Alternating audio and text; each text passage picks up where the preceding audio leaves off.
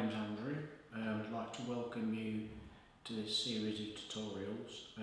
What we're going to be doing is we're going to be building an Adirondack chair from scratch, the great Adirondack chair. So let's get started. The first thing I wanted to quickly discuss was timber selection. What we're going to use for this one is redwood. As you can see, it's very affordable. You could use other substitutes. You could use, if you wanted to use oak, use oak. If you could use cedar, Sirocco. There's many different types that you can use. Teak even, but I would say that out of all of them, the redwood, don't go with whitewood. Stick to redwood as a timber. Is your cheapest option because it has got a very waxy surface to it. We'll discuss finishes that we can apply to this type of timber and other types of timber in a later tutorial. But anyway, so we'll use redwood. Dimensions that you're going to need to produce the chair.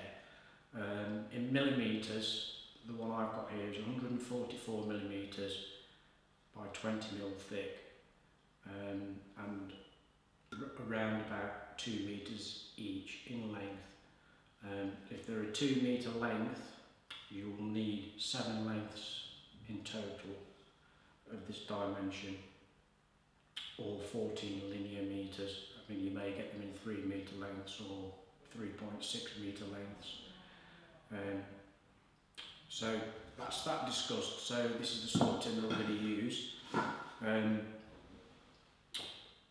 The next thing I want to talk about is the tools that we're going to use. We're going to keep this to a minimum where we can, just to make it easy for you to make. So I'm going to try to use tools that the average person would use, and where possible. So obviously a drill, an impact drill, or any type of cordless drill, or a plug-in drill.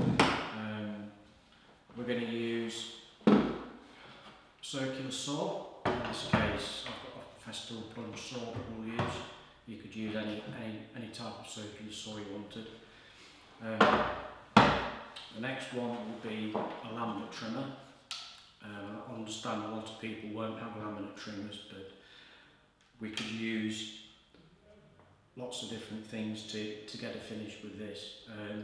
Without a laminate trimmer, we could use planes, we can use sandpaper, we can use a jigsaw to cut your shapes out. You don't necessarily have to have this. It does help. You could maybe hire one or borrow one from somebody that you know. In this case, this is a Bosch GKF 600 of the professional series. It's very good. We use it for trimming lots of different materials. So we'll use that. The other thing we're going to use for cutting everything down to the overall dimensions is a chop saw or a miter saw. And the other thing we'll use is a table saw, just a cheap market table saw that you could buy for £200 or borrow one off a friend, but you really will need that to complete this. So obviously things like screws, ideally you want to stick to stainless steel screws or brass screws, because otherwise they will go rusty over time. Obviously things like rulers, tape measures, the obvious things. Safety glasses, earmuffs if you need them.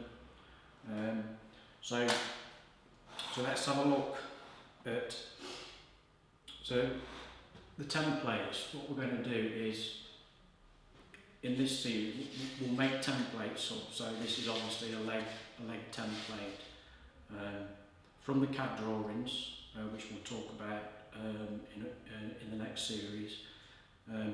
You'll get the paper cut out, cut them out, and we'll talk about that. Here's some finished back slats that we're going to use, so you get a rough idea of what we're going to use. The next thing that we want to have a look at is an actual chair itself, one that I've already completed. So what we'll do is we'll nip round to the side of the bench, we'll have a look at a completed chair. It's not been finished, it's not been stained, or it's got no finish on it at all, it's just been made and put together for you to have a look at what we're going to make. So let's nip round to the other side of the bench and have a look.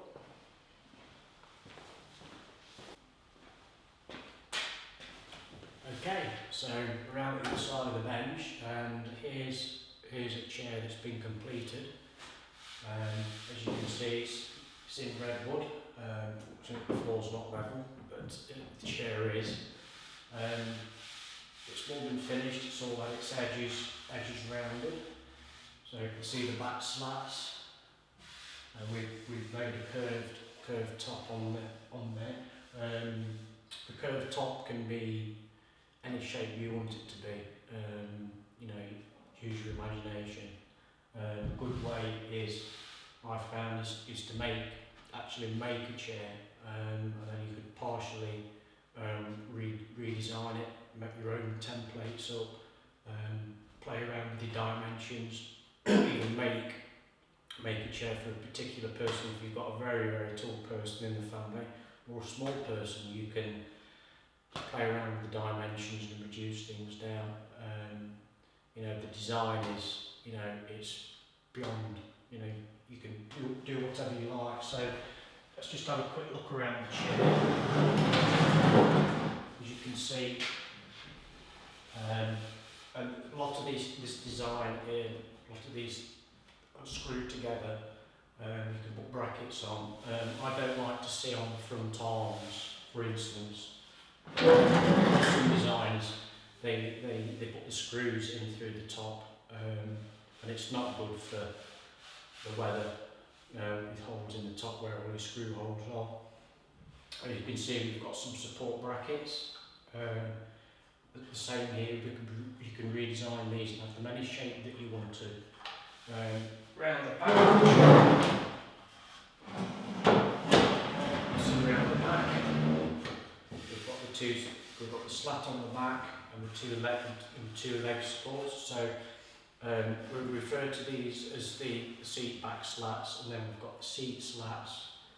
We've got the two side legs, the back legs, the two front legs, the lower back rail and the upper back rail, and the two arms. So let's just spin the chair that way.